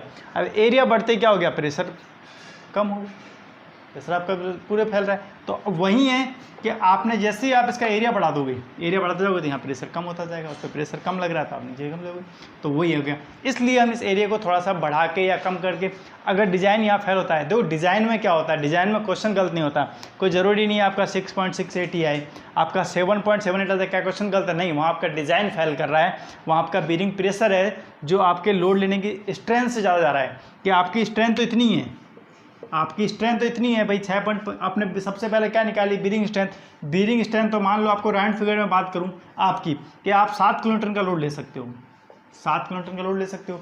अब मैंने आप पे 6.8 किलोन्यूटन का लोड रख दिया तो आपको कोई दिक्कत नहीं। अब वहीं मैं आपको 7.78 का किलोन्यूटन का लोड रख दूं तो क्या ये लोड गलत है कि भाई ये भार गलत है? भार तो गलत नहीं कर सकते, भार गलत नहीं है, ये हमारी स्ट्रेंथ से बाहर है, ये हमारी स्ट्रेंथ से बाहर है, इस भार को हम ले नहीं सकते हैं, तो इस भार में से कुछ भार को कम करो, वही तो डिज़ाइन होता है। डिज़ाइन का करने का मतलब क्या होता है, इस भार को कम किया जाए। इस भार को कम करने के लिए क्या करते हैं अपन, एरिया बढ़ाते हैं, जैसे एरिया बढ़ाया अपना भार संतुलन में हो गया, और बस वही चीज़, तो वही चीज़ यहाँ पर करनी होती है। डिज़ाइन का मतलब ये होता है कि आपको चीज़ों को एडजस्टमेंट करना होता है, कहीं गलत जा रही है उसको सही करो, सही करो। वो ये नहीं होता कि ज़्यादा आ गया तो यहाँ क्वेश्चन काट दोगे आप, यहाँ आपका मान लो 7 आंसर आ गया तो आप आंसर को काट दो, नहीं, यहाँ पर आप एक छोटी सी बात लिखोगे, क्या छोटी सी बात, कि design is fail sense hence try, hence try क्या, इम्प्रूव्ड एरिया, इम्प्रूव्ड एरिया, आपने इम्प्रूव एरिया किया, जैसे आपने एरिया किया फिर वापस इसी प्रोसेस को करोगे, वहाँ एरिया बढ़ गया तो आपका आंसर सही हो गया। बस इतनी सी तो कहानी करनी है आपको, ठीक है ना। इस चीज़ को बस समझ लीजिए, रटिए मत, ठीक है, रटोगे तो नहीं समझ पाएगी। अब ये हमारा बीरिंग स्ट्रेंथ आ गया, बीरिंग प्रेशर आ गया, यहाँ तक तो हमारी कोई भी गलती नहीं है, हमारा क्लियर है बात। अब चलते हैं 7वें स्टेप पे, 7 स्टेप पे। चलिए, हमने बीरिंग प्रेशर भी निकाल लिया। अब मैक्सिमम मूवमेंट कितना आ सकता है, maximum movement 7 step 7, maximum movement कितना आ रहा है, तो mx बराबर कितना आ रहा है आपका, WC1 का स्क्वायर बाई 2, WC1 का स्क्वायर बाई 2। अब C1 क्या था, आपने जब पिछले गसेट बेस में प्लेट लगाई थी, बेस प्लेट, तो जब गसेट बेस को जोड़ा था, किससे जोड़ा था, एंगल की सहायता से, और फिर यहाँ पर कुछ हाइट मिली थी हमें, तो यहाँ से लेके और इस प्लेट के आखिरी तक जो ये लंबाई है, ये आपकी C1 है। ये आप इस निकालोगे कैसे, यहाँ तक कि इसकी लंबाई कितनी है भाई आपके पास, सर 115, लेकिन जबकि मुझे ये 15 नहीं चाहिए, तो माइनस का 15, प्लस का मैंने ये प्रोजेक्शन कितना निकाला था, ये प्रोजेक्शन आपने सर 4 निकाला था, 4 को ऐड कर दिया, तो 115 माइनस 15 किया 100, और 100 में प्लस 4 किया तो 104 में मेरा क्या आ गया, C1 का मान आ गया। अब ऐसे तो ये समझाने के लिए लिखा है मैंने, इसको साइड में आप रफली बना सको तो बना लेना, नहीं तो कोई दिक्कत नहीं है, आपको याद रहेगा। अब मैं यहाँ पे C1 बता देता हूँ आपको। C1 क्या था, 115, फिर माइनस 15 और प्लस का 4, तो C1 बराबर क्या आ गया आपके पास, 104 में। यह हल्का सा बना लेना ताकि आपको याद रहेगा, ठीक है ना। ये आपने गसेट पेस लगाई थी, ये आपने एंगल सेक्शन लगाया था, एंगल सेक्शन के लिए लगाया था, यहाँ से इस वाले से ये बेस प्लेट की थिकनेस थी ना, ये वाली यहाँ से लेके यहाँ तक की C1 डिस्टेंस है, कैसे भी निकाल लेना, और ये डिस्टेंस आपकी 4 mm है, बस साइड में बना लो थोड़ा सा, कोई दिक्कत नहीं है। अब mx बराबर क्या, W का लोड कितना था आपके पास, 6, अभी कितना है, प्रेशर कितना है 6.68, ये बीरिंग प्रेशर, C1 की वैल्यू कितनी है 104 का स्क्वायर बाई 2, mx कितना आ गया आपके पास, mx बता दो कितना आ गया फटाफट, mx आ गया आपका 361.25.44 न्यूटन इंटू mm, ठीक है। मूवमेंट की हमेशा यूनिट होती है, ये आपकी पहली मैक्सिमम मूवमेंट की आपकी पहली रिएक्शन आ गई, क्या आ गई, पहली रिएक्शन, स्टेप्स आता, ठीक है। छठे स्टेप तो समझ में आए बात, थोड़ा डिस्टर्ब हुआ होगा, एकदम लेक्चर बदले हैं, लेकिन बस आपका ध्यान सिर्फ पढ़ाई पे होना चाहिए, ठीक है ना। C1 6.68 इंटू 104 m स्क्वायर, ये आपका मूवमेंट आ गया, मैक्सिमम मूवमेंट आ गया। अब मूवमेंट कैपेसिटी कितनी है, एंगल लॉक की और बेस प्लेट की, जो एंगल लैग लगे हैं, जो ये एंगल लैग लगे हैं और जो बेस प्लेट लगी है, इनकी मूवमेंट कैपेसिटी कितनी है वो निकालेंगे नेक्स्ट स्टेप में, स्टेप बाय स्टेप चलेंगे। यहाँ पर लिख लेना मैक्सिमम बेंडिंग मूवमेंट, ठीक है, डाल लेना मैक्सिमम बेंडिंग मूवमेंट। अब हमारी movement capacity base plate and angle lag की, स्टेप 8, एक एक स्टेप बताऊंगा आपको, आराम से बस नोट्स बनाते जाइए, उसके बाद आप प्रैक्टिस करो, कहीं भी दिक्कत नहीं आएगी आपको। कई लोग पीडीएफ मांगते हैं, पीडीएफ मांगने की तो मेरी वीडियो में ज़रूरत भी नहीं है आपको, आप साथ साथ नोट्स बनाओगे तो कहीं भी पीडीएफ की आवश्यकता नहीं है। फिर भी कमेंट में सर पीडीएफ दो, पीडीएफ तो उनके लिए आवश्यकता होती है जब मैं यहाँ पे रफली पढ़ाऊँ, आपको एकदम रफली पढ़ा रहा हूँ कि भाई इधर से उधर घास काट रहा हूँ, उधर से उधर घास काट रहा हूँ, जब तो आपको पीडीएफ की आवश्यकता है।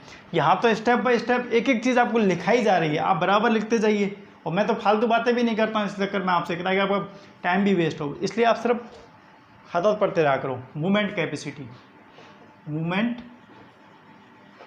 कैपेसिटी किसकी? बेस प्लेट की है एंड एंगल लॉ की, base plate and angle law की, एंगल लेग की, ठीक है। अब चलिए, तो उसके लिए फॉर्मूला है आपके पास md बराबर 1.2 FY ZE गामा m0, ठीक है, ये आपका फॉर्मूला है। जेड ही क्या होता है, इसको थोड़ा सा मैं डिस्क्राइब कर देता हूँ आपके साथ।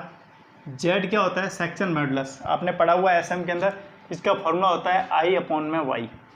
आई क्या होता है रेक्टेंगुलर के लिए? BD³ 12, लेकिन यहाँ पर डेप्थ को मैं T से थिकनेस कर रहा हूँ, T से कर रहा हूँ, तो I मेरा क्या हो जाएगा?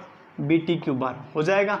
जब डेप्थ को D हो तो Y क्या हो जाएगा मेरा? T/2। मुझे शायद लगता नहीं कि मुझे ये चीज़ें भी समझानी पड़ेंगी, ये आपको आराम से आती हैं। Z बराबर I/y बस, इसलिए फिर भी लिखा रहा हूँ मैं, BT³ 12 अपॉन में T/2, तो यहाँ से Z आ जाएगा मेरा BT² 6 आ जाएगा। अगर किसी को नहीं है, आपने डायरेक्टली सेक्शन मॉडुलस याद करते हो, BD² 6 याद करते हो, ये सेक्शन मॉडुलस होता है आपके बेंडिंग स्ट्रेस वाले चैप्टर में। सेक्शन मॉडुलस कि किसी भी जो बीम होती है या उसकी स्ट्रेंथ जो होती है वो सेक्शन मॉडुलस पे डिपेंड करती है। सेक्शन मॉडुलस जितना अधिक है उतनी ही बेंडिंग स्ट्रेंथ अच्छी है। तो ZBT²/6, ये फॉर्मूला क्या होता है? I/y। आई क्या होता है? मूवमेंट है, ये इंटलेक्स होती है, ठीक है, डेप्थ होती है हाफ। अब देखिए I/y निकाला, BD³ T/2 निकाला, यहाँ से आपने BT² 6 निकाल दिया। 1.2 FY का मान पता है, गामा m0 का मान आपको पता है, आप वैल्यू पुट कर दीजिए और आपके पास वैल्यू आ जाएगी। तो 1.2 MD बराबर 1.2 FY 250 BT² 6, और इसी के मैं 1.25 कर दूंगा मल्टीप्लाई में, ठीक है, 1.25 में इसमें मल्टीप्लाई कर दूंगा। 1.1 गामा m0 का मान लिए 1.1 है, ठीक है ना, 1.25 तो गामा MB के लिए है 1.1, ठीक है, इसको करेक्ट कर लेना। अब इसको आप जैसे ही सॉल्व करोगे, जैसे इस MD को सॉल्व करोगे तो एक रिएक्शन मिलेगी। क्यों? क्योंकि मेरे पास T का मान नहीं है, T का मान मेरे पास नहीं है, क्योंकि मुझे T निकालनी है। T का मान किसके लिए? बेस प्लेट का एरिया निकाल के आए थे आप पीछे, बेस प्लेट का एरिया निकाल, क्या उसकी थिकनेस निकाल के आए थे आप? नहीं निकाल गए थे, तो T का मान हम यहाँ से निकालेंगे। तो इसको सॉल्व करेंगे, इसको 1.2 250 BT² 6 × 1.1, तो इसको आपके पास आएगा 45.45 T² 45 T²। ये आपकी रिएक्शन बन गई सेकेंड। फर्स्ट रिएक्शन आप अभी बना के दोनों रिएक्शन मूवमेंट की हैं, अभी मैक्सिमम मूवमेंट और मूवमेंट कैपेसिटी दोनों रिएक्शन बने। देखो स्टेप बाय स्टेप समझते रहना, फिर कह रहा हूँ लेंथी चीज़ है, अगर आप स्टेप बाय स्टेप समझते जाओगे, सवाल लेंथी है, स्टेप याद है तो कहीं भी दिक्कत नहीं आएगी। बस स्टेप एक एक स्टेप को समझ जाना। 5वें पे क्या निकाला था आपने? बीरिंग प्रेशर, 6ठे बीरिंग प्रेशर निकाला, वहाँ पे 5वें पे एरिया निकाल दिया। एरिया निकालने के बाद ये एरिया हमारे ब्रीचिंग प्रेशर के अकॉर्डिंग सही है, सही है। फिर आपने मूवमेंट निकाला, फिर एंगल लेग की मूवमेंट कैपेसिटी निकाली। अब आप मूवमेंट कैपेसिटी निकाल के अब उन दोनों रिएक्शन क्या करोगे? आप बराबर कर दोगे। रिएक्शन फर्स्ट और सेकंड आपने जो लिए ना, उनको आप क्या करोगे? बराबर कर दोगे। फर्स्ट रिएक्शन और सेकंड रिएक्शन को बराबर करने पर फर्स्ट रिएक्शन, बस यही आंसर है यहाँ, और कुछ भी नहीं है। फर्स्ट रिएक्शन, अभी रिएक्शन आपने फर्स्ट निकाली थी अभी थोड़ी देर पहले, और सेकंड को बराबर करने, इक्वल करने पर, तो पहली इक्वेशन का मान क्या था आपके पास? 361 24.44, और दूसरी का क्या था? 45.45 T²। यहाँ से आपको T निकाल लेना है, यहाँ से आप क्या निकाल लेना है? T निकाल लेना है। तो T की वैल्यू क्या आ जाएगी आपके पास?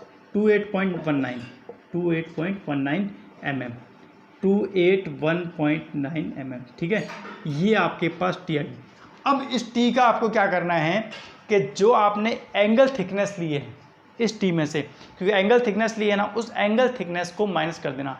एंगल थिकनेस कौन सी, तो आपने एंगल थिकनेस कितनी मानी थी, 150 बाई 115 बाई 15 का सेक्शन माना था कि नहीं माना था आपने, तो उसमें एंगल सेक्शन की थिकनेस कितनी 15, जो भी आया है इसमें से आप 15 माइनस कर दोगे, क्या कर दोगे 15 माइनस कर दोगे थिकनेस को, क्योंकि अपन उसकी बेस प्लेट की थिकनेस निकाल रहे हैं जो कि उसमें ऐड हो जाती है एंगल सेक्शन की। क्यों माइनस कर रहे हैं, क्योंकि जब आपने बेस प्लेट लगाई थी तो ये भी प्लेट इसके साथ आई थी ना, तो ये ऐड होके ये तो पूरी थिकनेस टी निकल रही है, मूवमेंट के अकॉर्डिंग पूरी टी निकल रही है, तो इसको माइनस करेंगे जभी तो हमें पूरी ये थिकनेस मिलेगी बेस प्लेट की। ये एंगल, ये थिकनेस तो पूरी निकली है इसके साथ, अब यहाँ पे एंगल सेक्शन भी लगा हुआ है, तो ये एंगल सेक्शन की तो अपने थिकनेस घटानी पड़ेगी, तो इसको हम क्या करेंगे माइनस कर देंगे। तो थिकनेस ऑफ बेस प्लेट मैं यहाँ पर लिख देता हूँ, क्योंकि सबसे बड़ी बात लिखना अच्छा रहेगा, थिकनेस ऑफ बेस प्लेट, कि 2 दिन बाद आप भूल जाओगे। बेस प्लेट क्या हो जाएगी, आपने जो निकाली है वो 28.19 माइनस एंगल थिकनेस, अब निकाल दोगे इसमें से, बस ख़त्म कहानी। 28.9 माइनस कितना है 15 mm, तो ये आपकी कितनी आ गई, ये आपकी आ गई करीब करीब 13.19। इसको लगभग मैंने मान लिया आगे बढ़ा के 16 mm, क्या मान लिया 16 mm।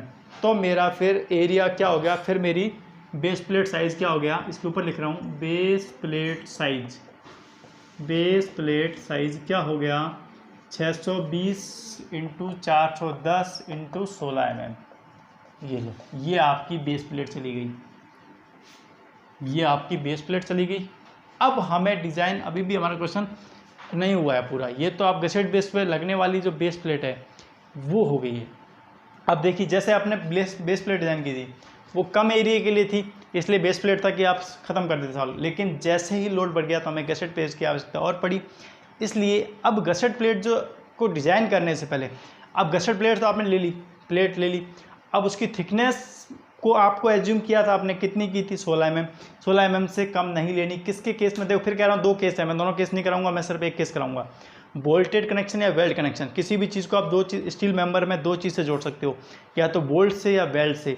अब बोल्ट से जोड़ोगे तो बोल्ट से जोड़ने के लिए प्लेट को और एंगल को जोड़ने के लिए आपको एक एंगल सेक्शन चाहिएगा, क्यों, क्योंकि ये बेस प्लेट है, अब ये गसेट प्लेट, इस दोनों को जोड़ने के लिए ढंग से कनेक्टिविटी करने के लिए आई सेक्शन, किसी भी सेक्शन कनेक्टिविटी करने क्या करोगे आप, यहाँ पे कोई ना कोई एंगल सेक्शन लोगे, फिर ये बोल्ट कनेक्शन हुआ। अगर यही वेल्ड कनेक्शन होता तो क्या मुझे इस एंगल सेक्शन की आवश्यकता पड़ती, नहीं पड़ती, मैं सीधा ही वेल्ड कर देता, तो मुझे वहाँ पर एंगल सेक्शन नहीं मानना पड़ेगा, और वहाँ पर मुझे बेस प्लेट जो गसेट बेस की थिकनेस है वो 16 mm से कम लेने की आवश्यकता नहीं, वहाँ मुझे थिकनेस ऑफ फ्लैंज जो आई सेक्शन लोगे आप उसकी फ्लैंज से कम नहीं होनी चाहिए, चलो पहले उस बात तो मैं लास्ट में करूँगा, पहले अपन ये करते हैं। अब ये मेरी बेस प्लेट तक सवाल कंप्लीट हो गया, यहाँ तक कोई दिक्कत नहीं आई होगी। अब चलते हैं आगे, वहाँ से सवाल स्टार्ट, अब यहाँ से गसेट बेस का मेन क्वेश्चन स्टार्ट होता है कि अब हम ये क्वेश्चन कर रहे हैं, वो कौन सा कर रहे हैं, बोल्टेड कनेक्शन। तो बोल्टेड कनेक्शन कर रहे हैं स्टेप 9 में, तो हम जो गसेट लेंगे वो किस कनेक्शन से लेंगे, स्टेप 9 बोल्टेड कनेक्शन। अब बोल्टेड कनेक्शन करोगे तो क्या निकालनी पड़ेगी, बोल्ट की स्ट्रेंथ निकालनी पड़ेगी, बोल्ट की स्ट्रेंथ निकालने बोल्ट की संख्या निकल जाएगी, बोल्ट की संख्या निकल जाएगी तो बस बोल्ट कस जाएंगे। तो सबसे पहले मैं क्या करूँगा, स्ट्रेंथ निकालूंगा, सबसे पहले स्ट्रेंथ, ये चैप्टर आपको देखना पड़ेगा बोल्टेड कनेक्शन, ठीक है, मैं सीधा निकालूंगा strength of bolt in single share, ठीक है। अब इसके लिए आपको क्या करना पड़ेगा, VSB बराबर सीधा फॉर्मूला है ANB FUB √3 MB, ये मैंने उसमें कराया हुआ है बोल्टेड कनेक्शन के अंदर, तो आप वहाँ से सीधा कर लेना। ANB का मान 353 कैसे लिया, शुरू के पहले स्टेप में देख लेना, FUB 400 क्यों लिया ये भी आपको पता है, √3 MB 1.25, √3 1.25। अब इसको वैल्यू निकालोगे तो ये आ गया आपका 65.21 किलोमीटर। ये स्ट्रेंथ आ गई बोल्ट की, किसमें, शेयर के अंदर। बोल्ट हमेशा 2 ही तरह, देखो बोल्ट जो होता है वो 2 ही तरह से फैल होता है, शेयर में या बेरिंग में, और प्लेट है वो शेयरिंग, बेरिंग और टेयरिंग तीनों में फैल होती है, ठीक है, ध्यान रखना इस बात का। अब आपके पास है strength of bolt in bearing, strength of bolt and tearing, strength of bolt in tearing, sorry bearing, अभी बताया था आपको, फिर भी मैं बीरिंग। इसके लिए फॉर्मूला आपके पास क्या होता है, आपने पढ़ा हुआ है VPB बराबर 2.5 KB into D T FU upon में गामा MB। और लेकिन यहाँ पर आपको मैंने जब बोल्ट का कनेक्शन कराया था, FU या FUB में से जो कम होता है उसको लेते हैं। फॉर्मूले में FU आता है, लेकिन जो FU और FUB में से जो कम होता है वो लेता है, मतलब 400 ही ले जाता है। यहाँ पे ध्यान रखना चीज़ को, फॉर्मूला FU से लिखा जाता है, लेकिन FU और FUB में जो कम होता है उसको लेते हैं। KB की वैल्यू मैं नहीं बताऊँगा, आप खुद निकालोगे, ठीक है। KB की वैल्यू आप खुद निकाल लोगे, आपको निकालने आती है। E बराबर 3DH डायाफॉल, सब निकाले हुए हैं शुरू के पहले स्टेप में, ठीक है ना। आपको तो सिर्फ वैल्यू पुट करनी है। P बराबर 3DH माइनस 0.25 FUB अपॉन में FU और 1। इन चारों में से ये पिच है, ये रेजिस्टेंस है, ठीक है। जो भी वैल्यू है आपको खुद को निकालनी है, सबसे कम वाली। मैंने ये वैल्यू 0.55 निकाली। ये बता क्यों नहीं रहा हूँ, क्योंकि बोल्ट कनेक्शन में और कई जब मैंने बोल्ट कराया है, टेंशन मेंबर करवाया है, उसमें भी ये सब चीज़ बार बार बताई है, इसलिए बार बार बता के मैं आपका टाइम ख़राब नहीं करूँगा, ठीक है। बोल्ट, और जिसको नहीं आती है वो बोल्ट कनेक्शन में देख लेगा। मतलब KB की वैल्यू क्या करती है, 4 फार्मूले में से जो कम आता है जिसका आंसर, उसकी मान ली जाती है, ठीक है। तो ये चीज़ आपको ध्यान रखनी है। अब 2.5 तो मैंने कितनी ली है, 0.55। मेरे सबको सॉल्व करने के बाद कम यही आई थी, तो 2.5 इंटू 0.55। डाया बोल्ट कितना था हमारे पास, 24 mm। थिकनेस कितनी है, 16। FU में कम कितना है, 400। गामा MB कितना, 1.25। तो मेरे पास ये मान कितना आ गया, 168 किलोमीटर। 168 किलोमीटर। जो दोनों में से कम होता है वही से बोल्ट की स्ट्रेंथ होती है, जो दोनों में से कम होती है वही बोल्ट की स्ट्रेंथ क्या होती है, सब दोनों में से कम होता है वही बोल्ट की स्ट्रेंथ होती है। ये सब चीज़ें आपको आती हैं, इसलिए मैं फास्ट पढ़ा रहा हूँ। तो बोल्ट की स्ट्रेंथ कितनी होगी आपके पास, बोल्ट स्ट्रेंथ सीधा लिख रहा हूँ 65.21 किलोमीटर, ठीक है। ख़त्म कहानी इस स्टेप। अब नंबर ऑफ बोल्ट निकालने हैं मुझे, क्या निकालने हैं, नंबर ऑफ बोल्ट। बोल्ट की स्ट्रेंथ निकल गई तो बस नंबर ऑफ, ये 9वां स्टेप चल रहा है, ठीक है।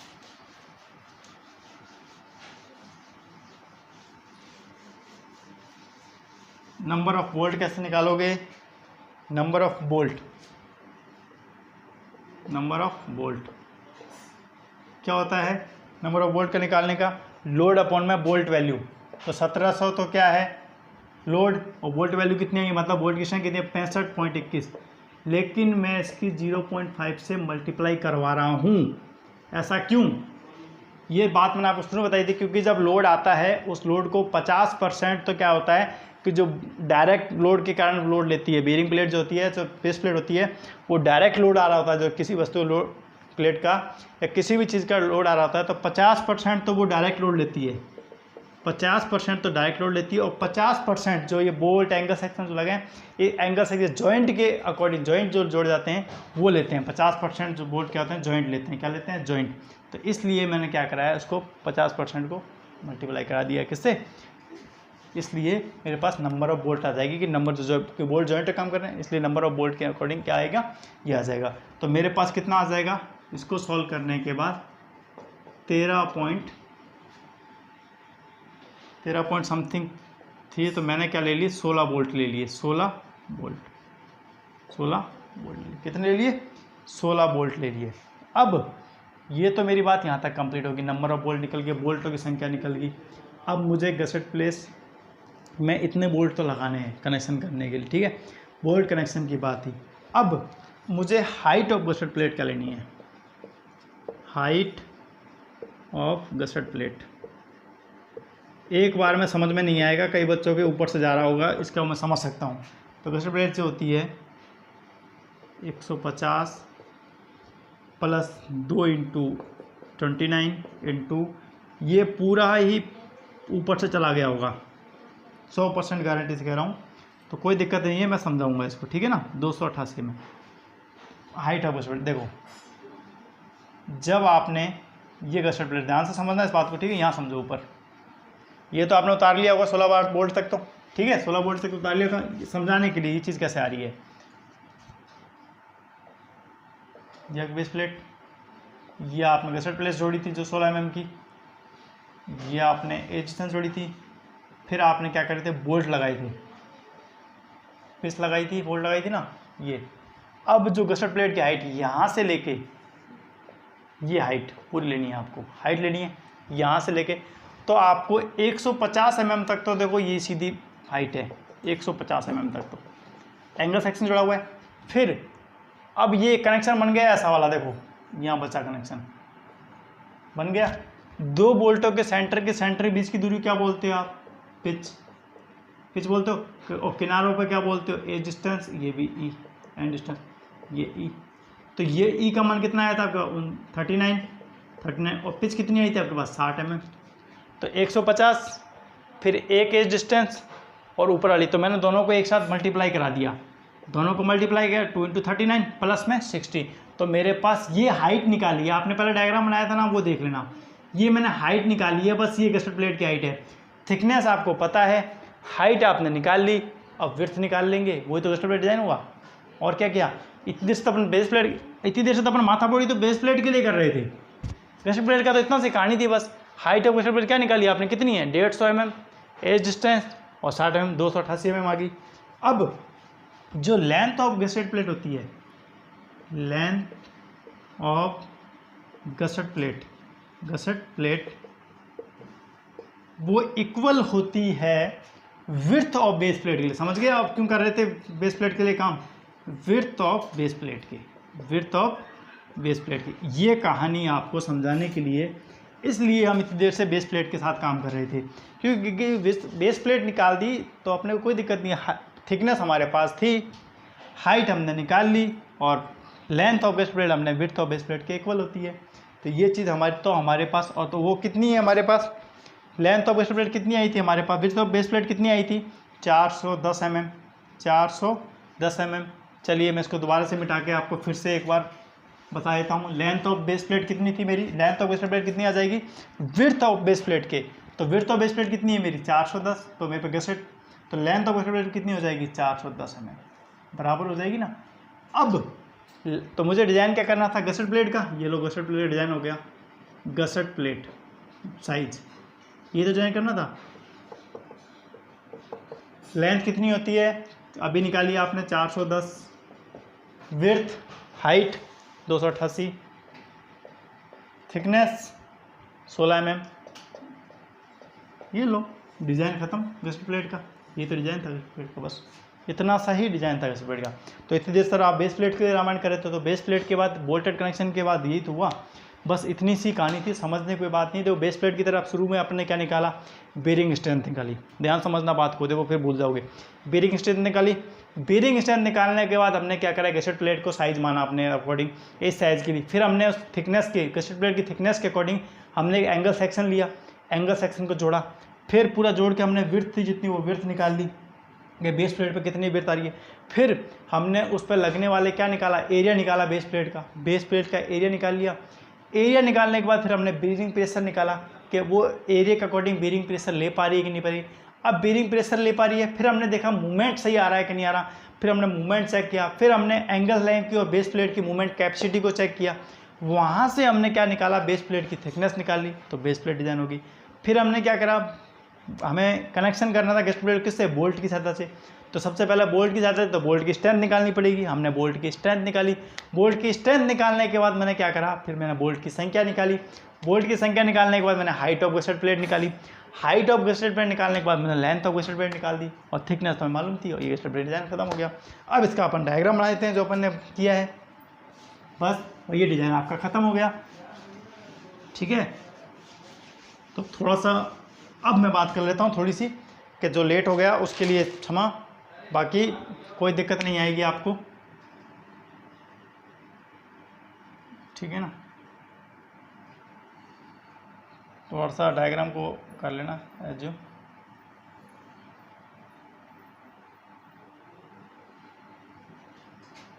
ठीक है।